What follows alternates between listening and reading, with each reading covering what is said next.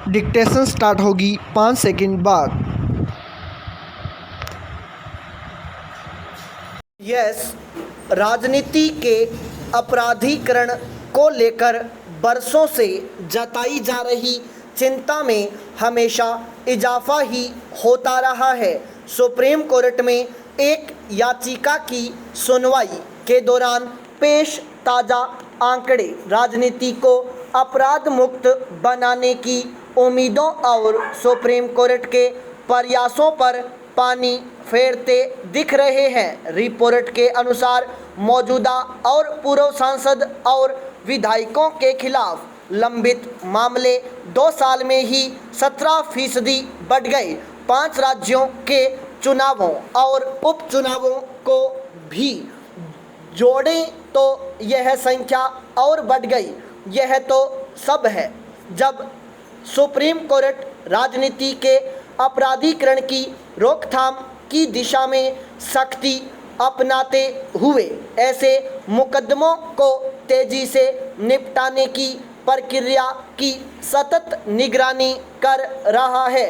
Supreme court में पेश इस रिपोर्ट में बताया गया है कि दिसंबर 2018 में मौजूदा और पूर्व सांसद और विधायकों के खिलाफ दर्ज आपराधिक मामलों की संख्या 4122 थी, जो सितंबर 2020 में बढ़कर 4859 हो गई। सुप्रीम कोर्ट ने राज्य सरकारों के उस रवैये पर भी गौर किया है जिसमें वे ऐसे जनप्रतिनिधियों के खिलाफ मुकदमे वापस लेती रहती हैं। राजनीतिक कारणों से दर्ज किए गए मुकदमे वापस लिए जाएं तो किसी को एतराज नहीं होना चाहिए, लेकिन गंभीर किस्म के आपराधिक मुकदमे वापस लेने की प्रवृत्ति चिंताजनक है। इसीलिए सुप्रीम कोर्ट ने ताज़ा निर्देश में यह भी कहा है कि संबंधित राज्य के हाई कोर्ट की अनुमति के बिना सांसदों और विधायकों के खिलाफ कोई मुकदमा वापस नहीं लिया जा सकेगा। हैरत की बात यह है कि मुख्यमंत्री व मंत्री के ओहदे पर बैठे नेताओं पर भी आपराधिक मामले खूब हैं। कई जनप्रतिनिधि तो अपनी जान को खतरा बताते हुए संबंधित सरकारों के खर्च पर खुद की सुरक्षा का इंतजाम तक कर रहे हैं।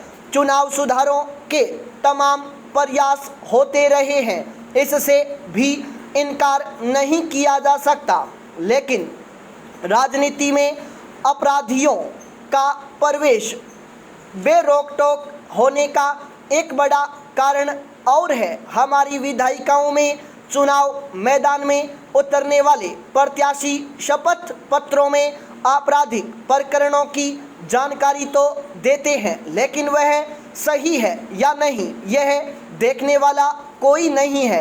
राजनेताओं का अपराधियों से गठजोड़ इनके सत्ता में आने के बाद और मजबूत हो जाता है।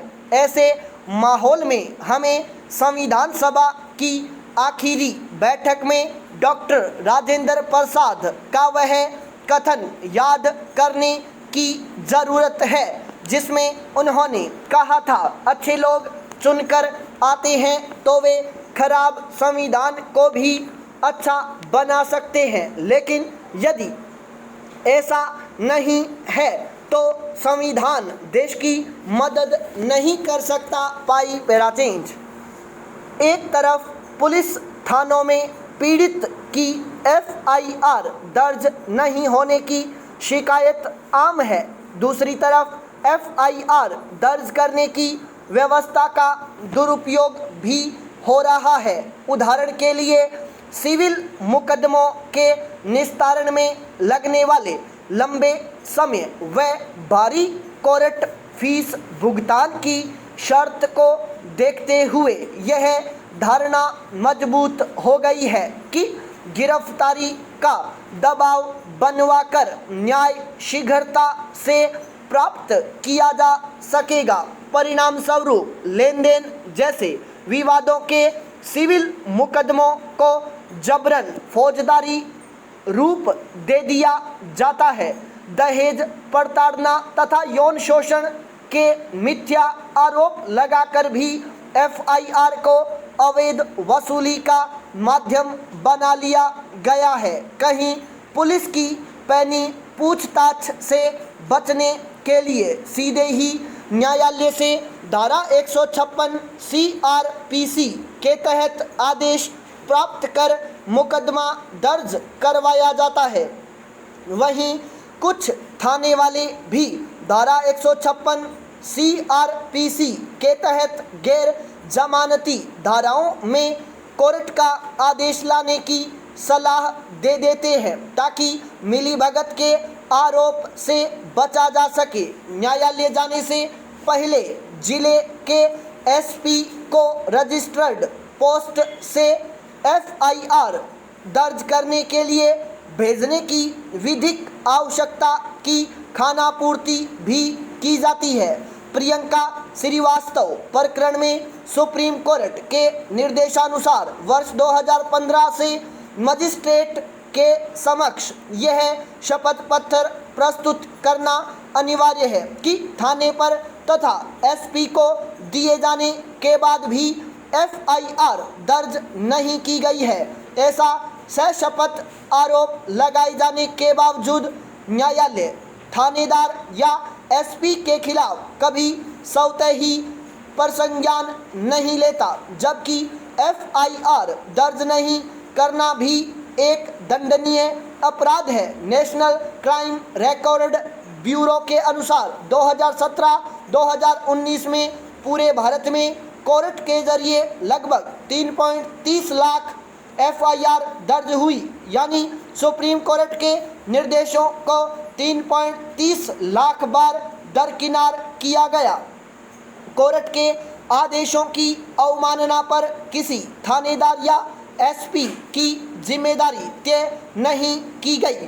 फौजदारी न्याय व्यवस्था की पहली सीढ़ी पर विद्यमान इस प्रक्रिया को जैसे वर्तमान में सभी प्रशासनिक तथा न्यायिक स्तरों पर बिना आपत्ति किए प्रक्रियागत रूप से पूर्णतया आत्मसात कर लिया गया है।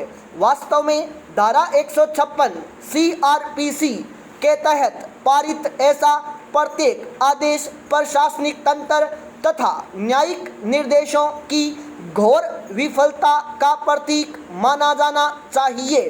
कानूनन जब तक दोषी साबित नहीं हो जाए तब तक हर व्यक्ति निर्दोष है। इसलिए झूठी एफआईआर से डरने, भागने या सिफारिश करने में समय, धन और ऊर्जा खराब करने के स्थान पर ऐसे मुकदमों का डटकर मुकाबला करना चाहिए। झूठे मुकदमों से शारीरिक, आर्थिक और मानसिक रूप से हारने की बजाय उनको पुलिस और कोर्ट के जरिए कानूनी हथियारों से ही हराएं।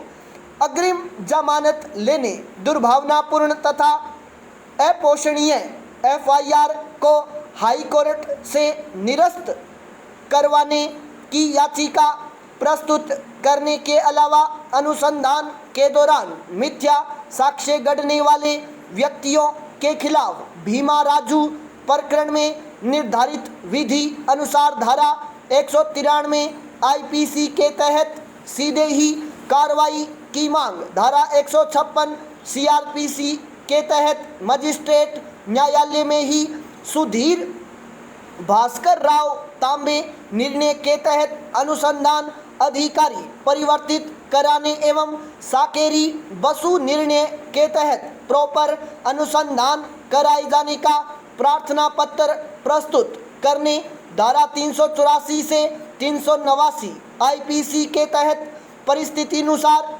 क्रिमिनल एक्सटॉर्शन का काउंटर केस, मानहानि का केस दर्ज करवाने तथा राज्य से अवैध गिरफ्तारी का हर्जाना मांगने के विधिक उपचार भी उपलब्ध हैं। पाई पैराचेंज।